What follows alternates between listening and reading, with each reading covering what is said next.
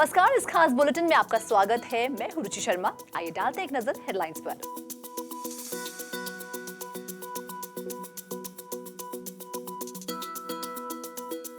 चीन ने crypto mining और ट्रेडिंग के शॉर्ट वीडियो कंटेंट पर प्रतिबंध लगाया। विकिपीडिया का पहला संपादन NFT $7.5 लाख में बिका। Farmer first lady Melania Trump ने NFT प्लेटफॉर्म लॉन्च किया। मेटा के CEO मार्क जकरबर्ग ने कहा है कि भारत मेटावर्स में महत्वपूर्ण भूमिका निभाएगा।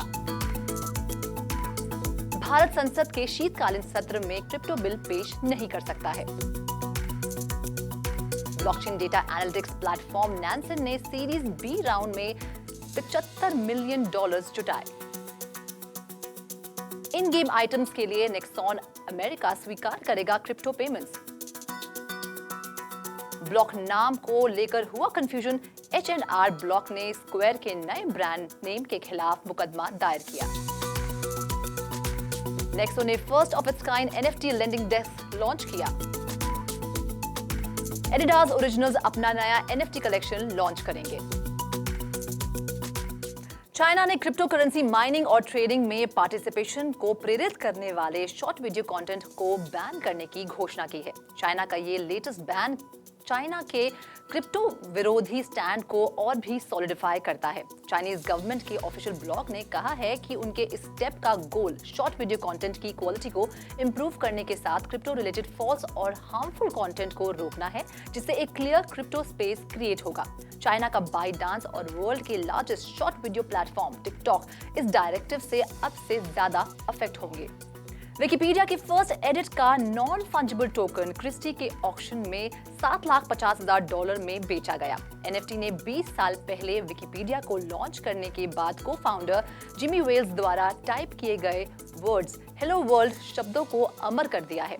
Prominent Web3 investor Santiago Santos ने ब्लीजर डाओ के लिए NFT खरीदी है, जो एक डिसेंट्रलाइज्ड ऑटोनोमस ऑर्गेनाइजेशन है जिसे आमतौर पर वू-टैंग एल्बम खरीदने के लिए जाना जाता है। क्रिस्टी के स्टेटमेंट के अनुसार NFT बायर जब चाहें तब पोस्ट को एडिट कर सकें, उसे ओरिजिनल अपीयरेंस में वापस बदल भी सकते हैं। एक अलग लॉट में ऑनलाइन इंसाइक्लोपीडिया क्रिएट करने के लिए जिस 20-year-old स्ट्रॉबेरी पिंक iMac का यूज हुआ था, उसे $1,87,500 में बेचा गया। Farmer first lady Melania Trump latest crypto craze में एक नॉन फंजिबल टोकन प्राप्त कर रहे हैं, जिसका नाम मेलानिया विजन है। ऑलमोस्ट एक साल पहले व्हाइट हाउस छोड़ने के बाद ये उनका पहला पब्लिक एंडेवर है। NFT उनके न्यूली लॉन्च प्लेटफॉर्म पर बेचा जाने वाला फर्स्ट डिजिटल आर्ट है। पार्लर द्वारा संचालित मेलानिया ट्रंप का new platform regularly NFTs release करेगा। प्रोसीड्स का एक हिस्सा इकोनॉमिक एम्पावरमेंट के थ्रू फॉस्टर केयर सिस्टम के बच्चों को कंप्यूटर साइंस और टेक्नोलॉजी के लिए जरूरी रिसोर्सेज अवेलेबल कराने में मदद करेगा। Water colour by Marc Antoine Coulon NFT में ट्रंप की ऑडियो रिकॉर्डिंग भी शामिल है। फॉर्मर फर्स्ट लेडी के डिजिटल आर्ट की प्राइस अप्रोक्सीमेटली $150 होगी और ये December 31, 2021 तक परचेज करने के लिए अवेलेबल होगा। मार्क जकरबर्ग ने इंडिया की गेमिंग इंडस्ट्री की सराहना की और कहा कि ये इंडस्ट्री पिछले कुछ वर्षों में रैपिडली ट्रांसफॉर्म हुई है। जकरबर्ग का मानना है कि इंडिया गेमिंग इंडस्ट्री के डेवलपमेंट से प्लेटफॉर्म को मेटावर्स के लिए अपने टैलेंट पूल को ग्रो करने में हेल्प मिल सकती है, जहां P2E NFT गेमिंग का ट्रेंड चल रहा है। रिनाउंड वेंचर कैपिटलिस्ट फर्म और कॉइनबेस एंड 16Z जैसे क्रिप्टो प्लेटफॉर्म्स जायंट ने इस उम्मीद के साथ ऑलरेडी इंडियन क्रिप्टो करेंसीज में इन्वेस्ट किया है कि इंडिया वेब 3.0 एरा में कोर कंट्रीब्यूटर बनेगा।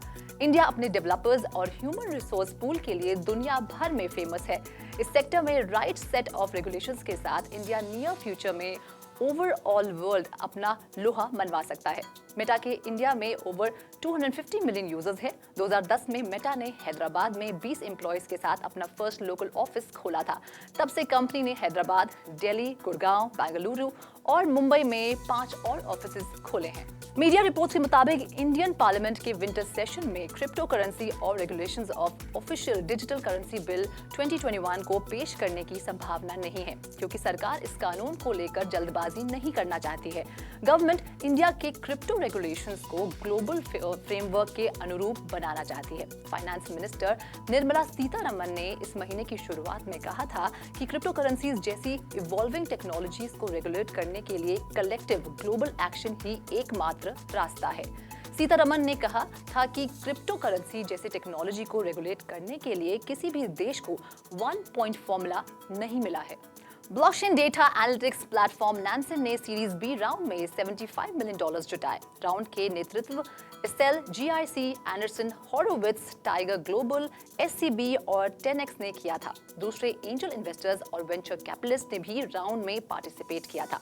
Funding round Singapore based company को डैशबोर्ड टूल्स के अपने सूट को एक्सपैंड करने में करेगा बहुत ज्यादा हेल्प, जो यूजर्स को इथेरियम और दूसरे ब्लॉकचेन्स पर फार्मिंग और NFTs जैसी एक्टिविटीज को ट्रैक करने में मदद करता है।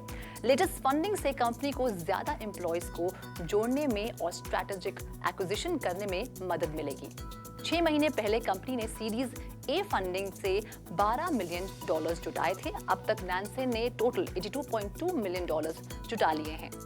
एशियन गेम कंपनी नेक्सॉन की सब्सिडरी नेक्सॉन अमेरिका अब उन प्लेयर्स से क्रिप्टो में पेमेंट एक्सेप्ट करेगी जो अपने कैरेक्टर्स को कैश आइटम से इक्विप करना चाहते हैं।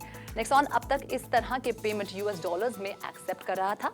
ब्लॉकचेन के समर्थक नेक्सॉन ने क्रिप्टो में अपनी इन्वेस्टमेंट को बढ़ा दिया है। हालांकि इन गेम आइटम्स के लिए company bitcoin, Ethereum, Dogecoin, Binance USD, Gemini dollar जैसी क्रिप्टो करेंसीज एक्सेप्ट करेगी। नेक्सॉन ने क्रिप्टो पेमेंट सर्विसेज प्रोवाइडर बिटपे के साथ पार्टनरशिप की है, जो उनके प्लेयर्स वॉलेट्स और ट्रांजैक्शंस को मैनेज करेगा।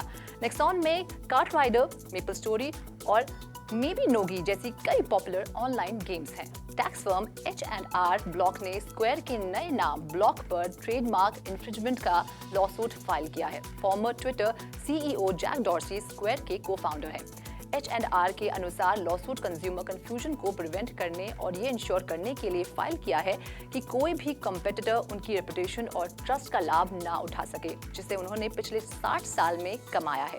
Crypto currency lending platform Nexo ने 3 एरो कैपिटल के साथ मिलकर NFT लेंडिंग डेस्क लॉन्च किया है। लेंडिंग डेस्क सभी क्लाइंट्स के लिए फुली एक्सेसिबल है।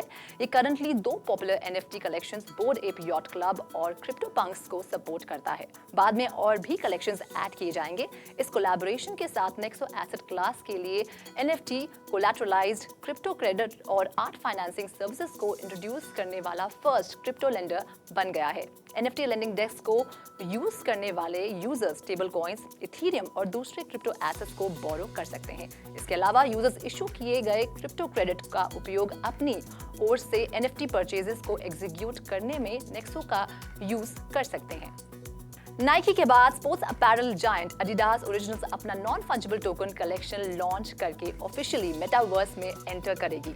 ये collection NFT pioneers, Bored Ape Yacht Club, G money और पंक्स कॉमिक के पीछे की टीम के साथ बनाया गया है। NFTs दिसंबर 17 को adidas.com पर सेल के लिए अवेलेबल होगी और इसकी प्राइस 0.2 ETH होगी। हालांकि 2022 में मेटावर्स NFT ओनर्स के लिए डिजिटल और फिजिकल वेरेबल्स अवेलेबल होंगे। एडिडास ने कहा है कि उसने द सैंडबॉक्स के अंदर एक वर्चुअल लैंड एक्वायर किया है, जिसे वो एक्सक्लूसिव कंटेंट और एक्सपीरियंसेस के साथ फिल करने के लिए काम कर रहा है।